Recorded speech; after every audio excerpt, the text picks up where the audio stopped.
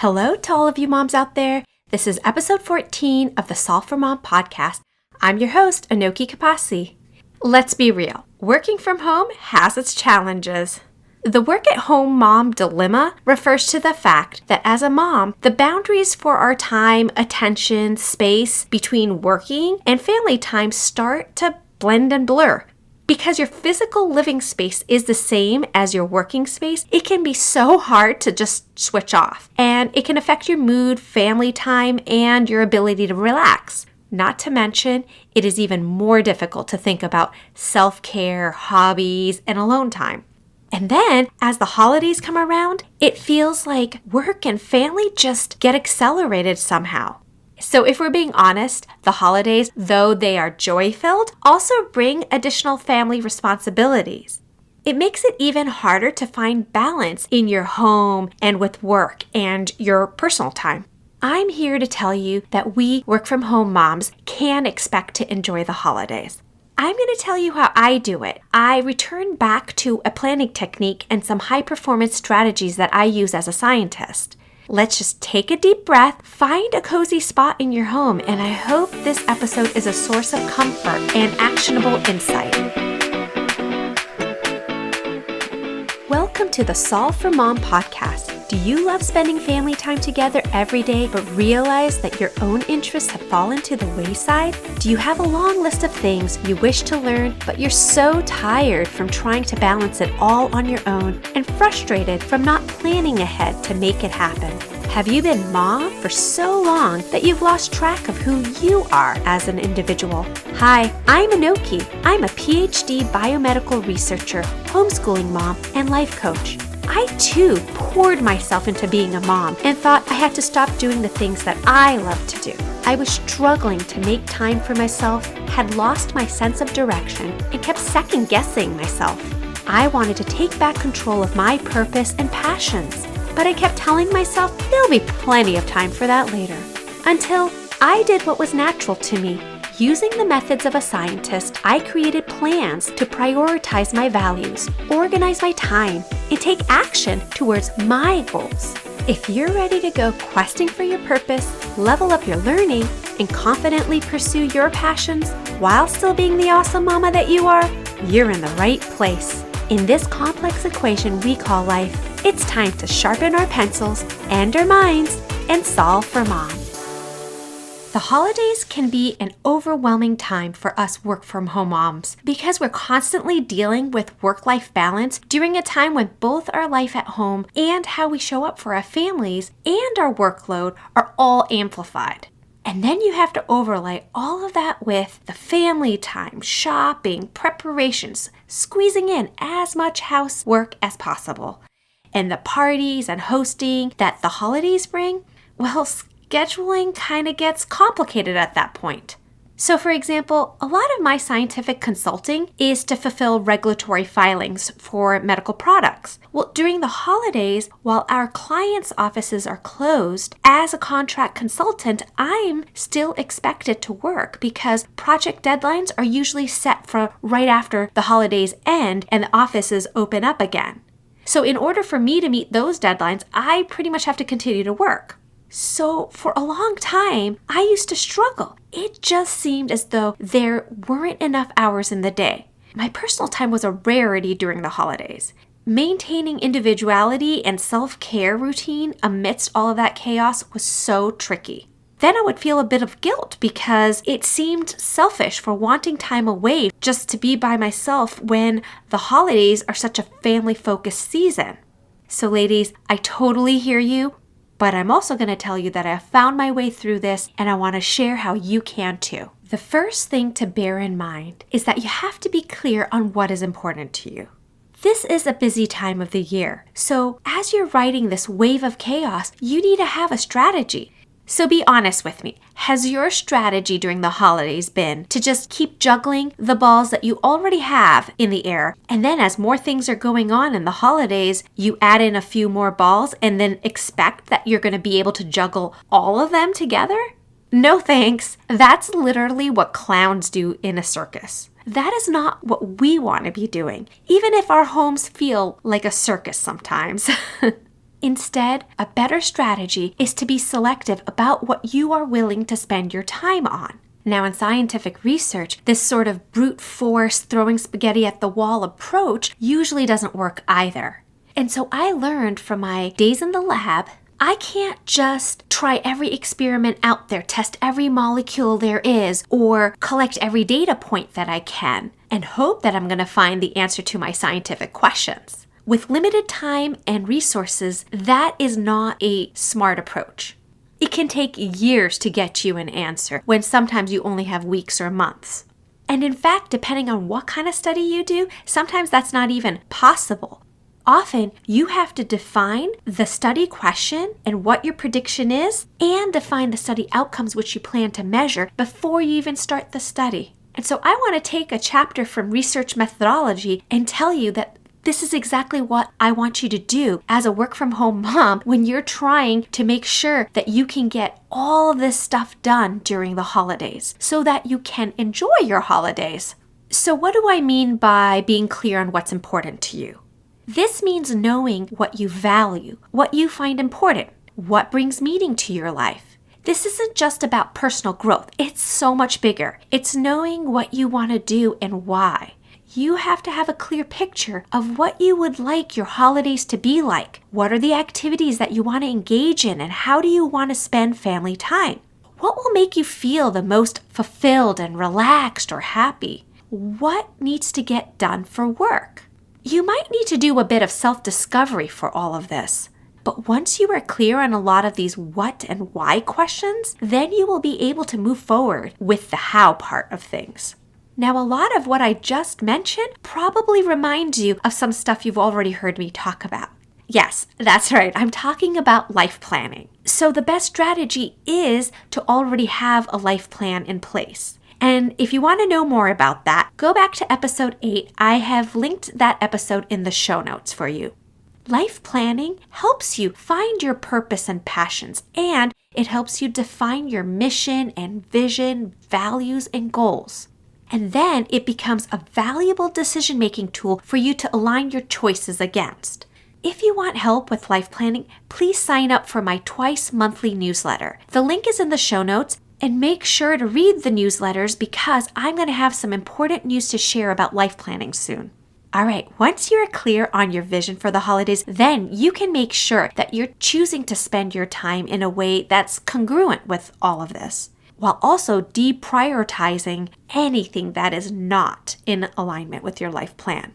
And this is how you can prioritize your own self and your goals for the holiday without it being a detriment to your family time.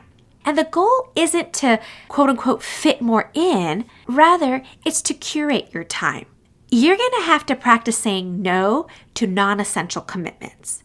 Now, I know that can be hard for some of us, but you want to be clear with boundaries. And believe me, others around you are going to be so grateful for this clarity because somebody is paying the price if you're not clear about this, right?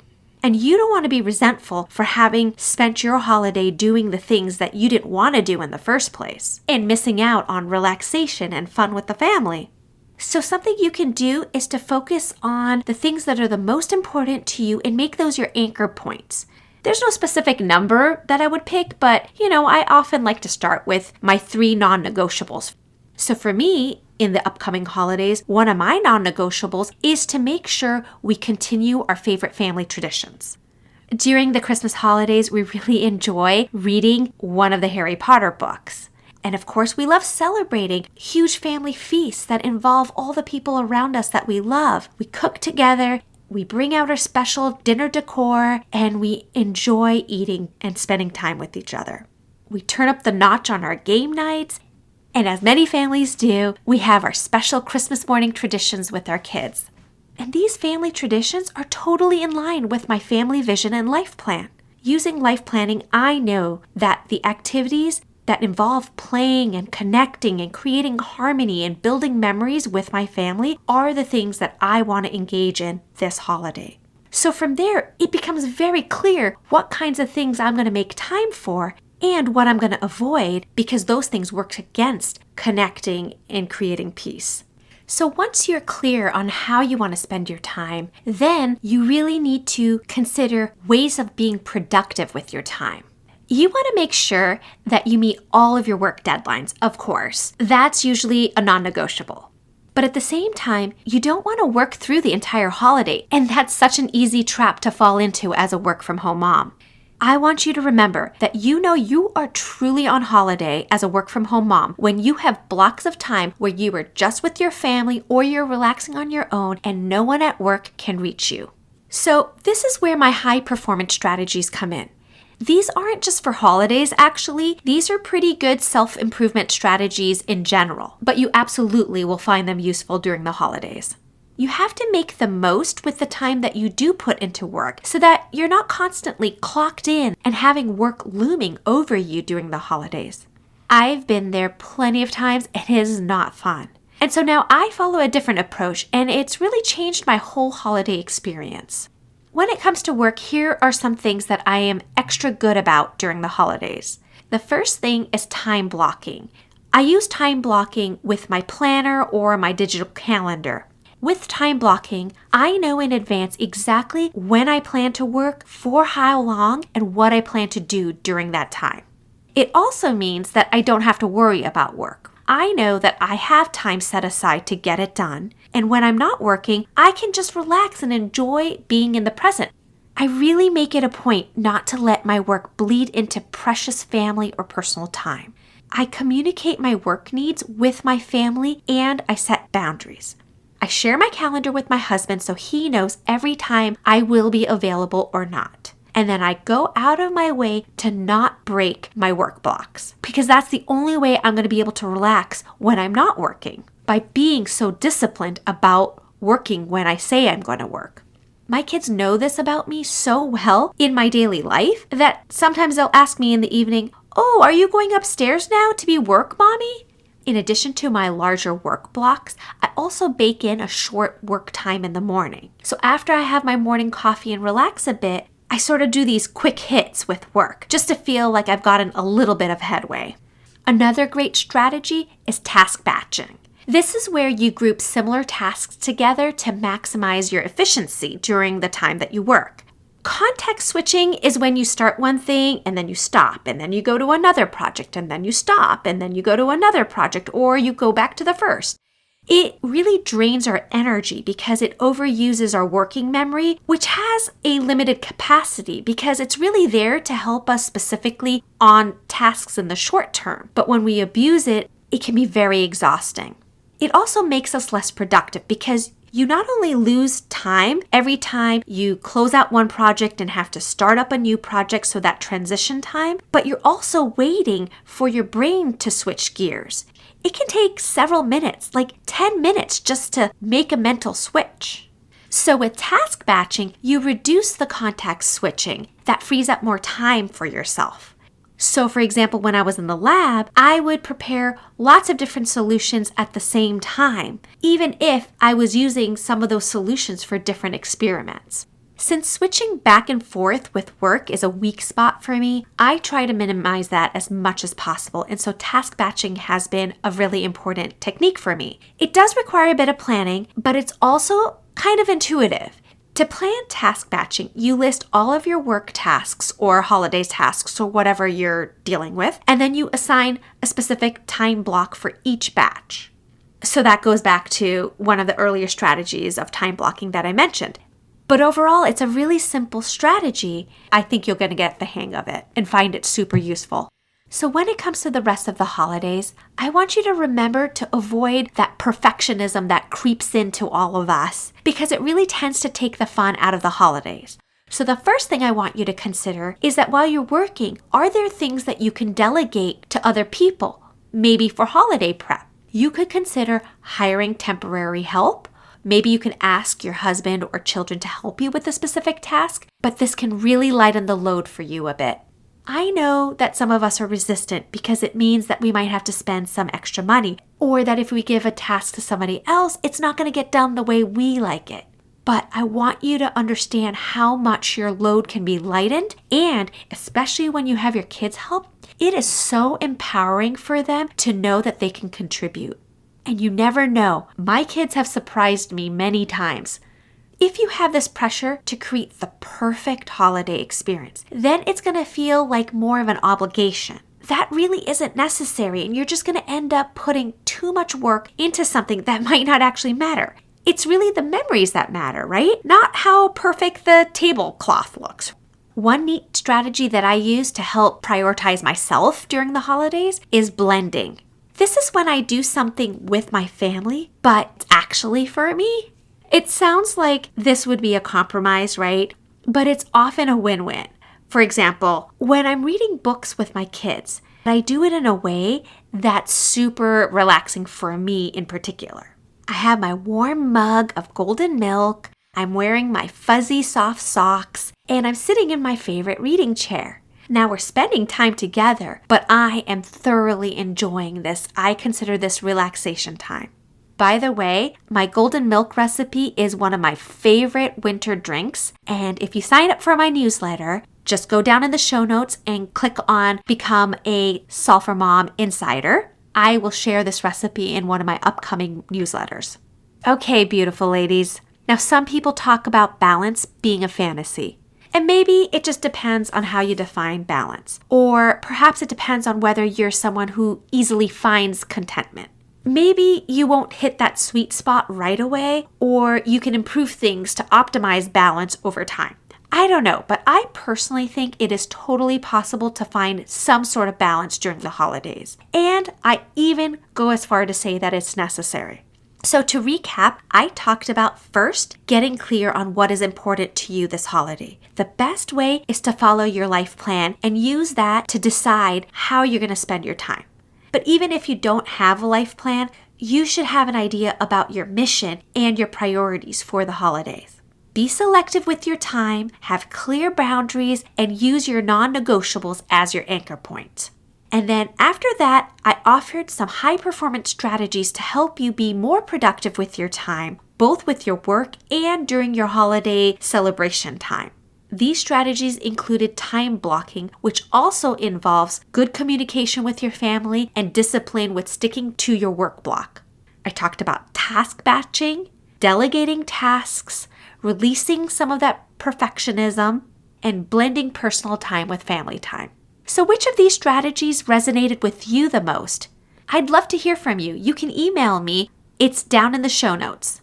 You deserve to celebrate, so don't let yourself get knocked down by this huge wave of chaos that's the holidays. By implementing my strategies, you can keep the overwhelm at bay, maintain your individuality, and reduce work stress, and really, truly enjoy the holiday season. I really hope this for you, and I wish you the merriest time for the upcoming holidays.